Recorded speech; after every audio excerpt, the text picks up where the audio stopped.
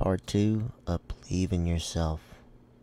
Please don't forget who you are and how you became in this world. And also, make sure you hit the like and subscribe button. More to come.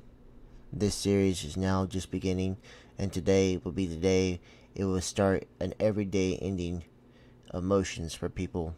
And to make sure that you're having a bad day, I'm here for you. Even though you can check out my gaming content, it's fine. But I really think that everyone else needs mental help once in a while. So let's see if we can make this happen for everyone.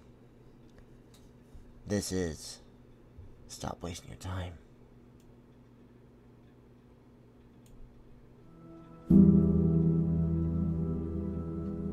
Thank you. My experience is with people that we're probably running at about 51% of our capacity. You can think about this yourselves. I often ask undergraduates how many hours a day you waste or how many hours a week you waste. And the classic answer is something like 4 to 6 hours a day. You know, inefficient studying, watching things on YouTube that not only do you not want to watch, that you don't even care about, that make you feel horrible about watching after you're done. That's probably 4 hours right there.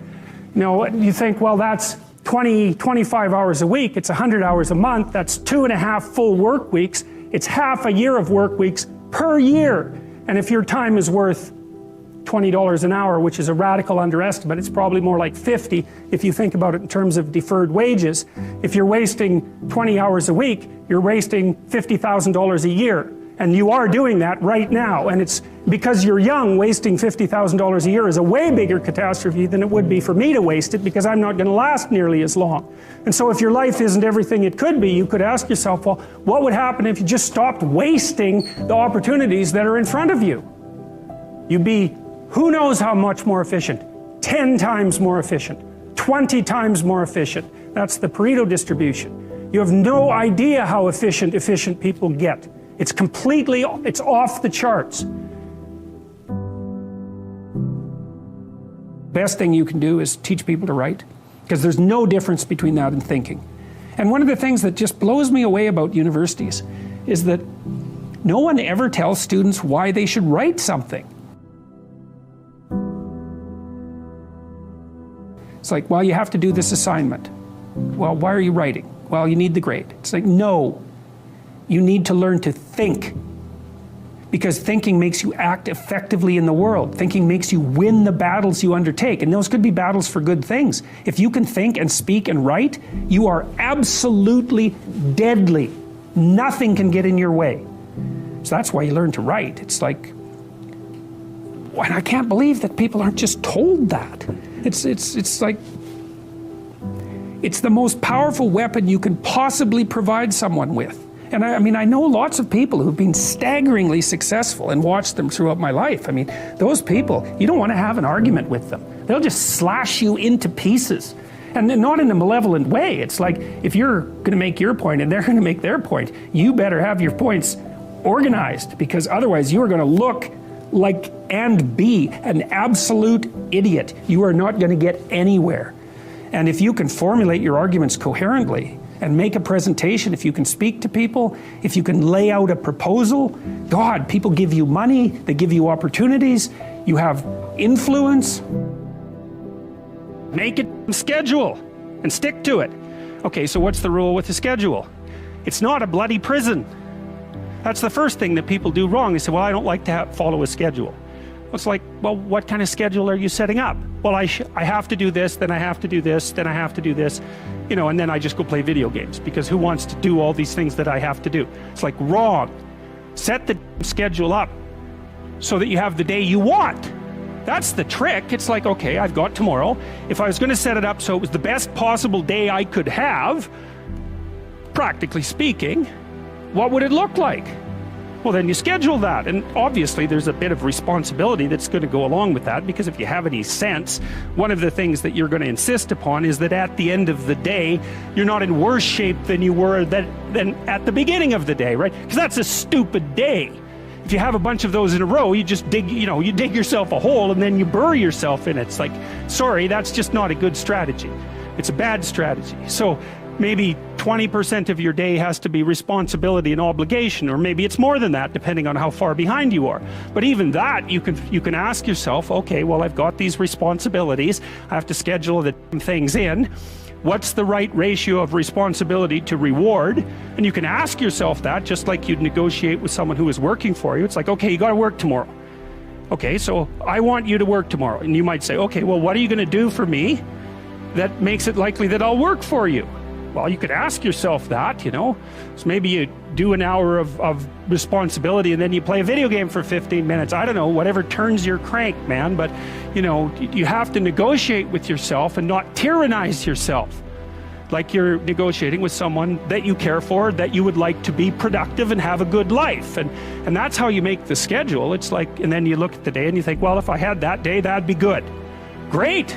You know, and you're useless and horrible, so you'll probably only hit it with about 70% accuracy, but that beats the hell out of 0, right? And if you hit it even with 50% accuracy, another rule is, well, aim for 51% the next week, or 50.5% for God's sake, or because you're going to hit that position where things start to loop back positively and spiral you upward.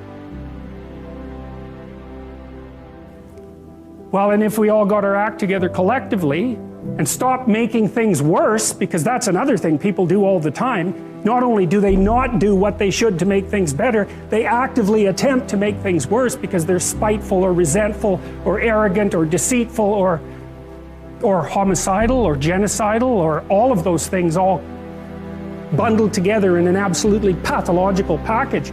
If people stopped really trying just to make things worse, we have no idea how much better they would get just because of that. So there's this weird dynamic that's part of the existential system of ideas between human vulnerability, social judgment, both of which are major causes of suffering, and the failure of individuals to adopt the responsibility that they know they should adopt.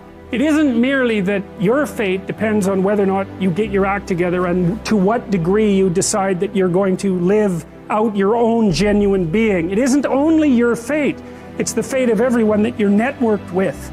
And so, you know, you think, well, there's 9 billion, 7 billion people in the world. We're going to peak at about 9 billion, by the way, and then it'll decline rapidly, but 7 billion people in the world, and who are you? You're just one little dust mote among that 7 billion, and so it really doesn't matter what you do or don't do, but that's simply not the case. It's the wrong model, because you're at the center of a network. You're a node in a network. Of course, that's even more true now that we have social media. You'll know 1,000 people, at least over the course of your life, and they'll know 1,000 people each, and that puts you one person away from 1 million, and 2 persons away from 1 billion. And so that's how you're connected, and the things you do, they're like dropping a stone in a pond. The ripples move outward, and they affect things in ways that you can't fully comprehend, and it means that the things that you do and that you don't do are far more important than you think. And so if you act that way, of course, the terror of realizing that is that it actually starts to matter what you do, and you might say, well, that's better than living a meaningless existence. It's better for it to matter. But I mean, if you really asked yourself, would you be so sure if you had the choice? I can live with no responsibility whatsoever. The price I pay is that nothing matters. Or I can reverse it and everything matters. But I have to take the responsibility that's associated with that. It's not so obvious to me that people would take the meaningful path. You know, when you say, well, nihilists suffer dreadfully because there's no meaning in their life, and they still suffer. Yeah, but the advantage is they have no responsibility. So that's the payoff, and I actually think that's the motivation. Say, well, I can't help being nihilistic. All my belief systems have collapsed. It's like, yeah, maybe. Maybe you've just allowed them to collapse because it's a hell of a lot easier than acting them out. And the price you pay is some meaningless suffering, but you can always whine about that and people will feel sorry for you, and you have the option of taking the pathway of the martyr, so that's a pretty good deal, all things considered, especially when the alternative is to bear your burden properly and to live forthrightly in the world. Well, what Solzhenitsyn figured out, and so many people in the 20th century, it's not just him, even though he's the best example, is that if you live a pathological life, you pathologize your society. And if enough people do that, then it's hell. Really. Really. And you can read the Gulag Archipelago if you have the fortitude to do that, and you'll see exactly what hell is like. And then you can decide if that's a place you'd like to visit, or even more importantly, if it's a place you'd like to visit and take all your family and friends, because that's what happened in the 20th century. No one can live without a routine. You just forget that. If you guys don't have a routine, I would recommend, like, you get one going, because you cannot be mentally healthy without a routine. You need to pick a time to get up. Whatever time you want, but pick one and stick to it, because otherwise you dysregulate your circadian rhythms and they regulate your mood. Plan a life you'd like to have. And you do that partly by referring to social norms. That's more or less rescuing your father from the belly of the whale. But the other way you do that is by having a little conversation with yourself about, as if you don't really know who you are, because you know what you're like. You won't do what you're told. You won't do what you tell yourself to do. You must have noticed that. It's like you're a bad employee and a worse boss, and both of those work, you know, for you. You don't know what you want to do, and then when you tell yourself what to do, you don't do it anyways. You should fire yourself and find someone else to beat. But you know, my point is that you have to understand that you're not your own servant, so to speak. You're someone that you have to negotiate with, and you're someone that you want to present the opportunity of having a good life to. And that's hard for people because they don't like themselves very much. So, you know, they're always like cracking the whip and then procrastinating, and cracking the whip and then procrastinating. And it's like, God, it's so boring and such a pathetic way of spending your time. I think what you have to do, and this is part of humility, is you have to look around you within your sphere of influence, like the direct sphere of influence, and fix the things that announce themselves as in need of repair. But one of the main reasons that people don't get what they want is because they don't actually figure out what it is. And the probability that you're going to get what would be good for you, let's say, which would even be better than what you want, right? Because, you know, you might be wrong about what you want easily, but maybe you could get what would really be good for you. Well, why don't you? Well, because you don't try. You don't think, okay, here's what I would like if I could have it. And I don't mean in a way that you manipulate the world to force it to deliver you goods for status or something like that. That isn't what I mean. I mean something like, imagine that you were taking care of yourself like you were someone you actually cared for. And then you thought, okay, I'm caring for this person. I would like things to go as well for them as possible. What would their life have to be like in order for that to be the case? Well, people don't do that. They don't sit down and think, all right, you know, let's figure it out. You've got a life. It's hard, obviously. It's like 3 years from now, you can have what you need. You got to be careful about it. You can't have everything. You can have what would be good for you, but you have to figure out what it is, and then you have to aim at it. Well, my experience with people has been if they figure out what it is that would be good for them, and then they aim at it, then they get it. And it's strange because they don't it's a strange thing. It's not quite that simple because, you know, you may formulate an idea about what would be good for you, and then you take 10 steps towards that and you find out that your formulation was a bit off, and so you have to reformulate your goal. You know, so you're kind of going like this as you move towards the goal. But a huge part of the reason that people fail is because they don't ever set up the criteria for success. And so, since success is a very narrow line and very unlikely, the probability that you're going to stumble on it randomly is 0. And so there's a proposition here, and the proposition is, if you actually want something, you can have it. Now the question then would be, well, what do you mean by actually want? And the answer is that you reorient your life in every possible way to make the probability that that will occur as certain as possible. And that's a sacrificial idea, right? It's like, you don't get everything. Obviously. But maybe you can have what you need. And maybe all you have to do to get it is ask. But the asking isn't a whim or today's wish. It's like, you have to be deadly serious about it. You have to think, okay, like, I'm taking stock of myself. And if I was going to live properly in the world and I was going to set myself up such that being would justify itself in my estimation, and I don't mean as a harsh judge, exactly what is it that I would aim at? Sit on your bed one day and ask yourself, what remarkably stupid things am I doing on a regular basis to absolutely screw up my life?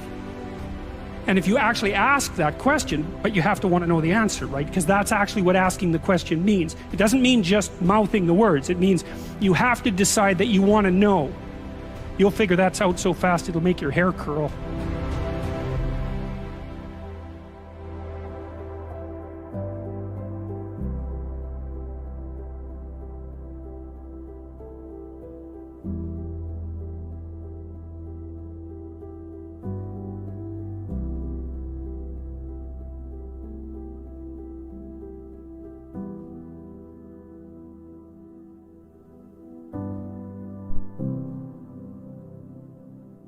Thank you for watching, and please remember, there's always someone here that's always here for you, and I love you.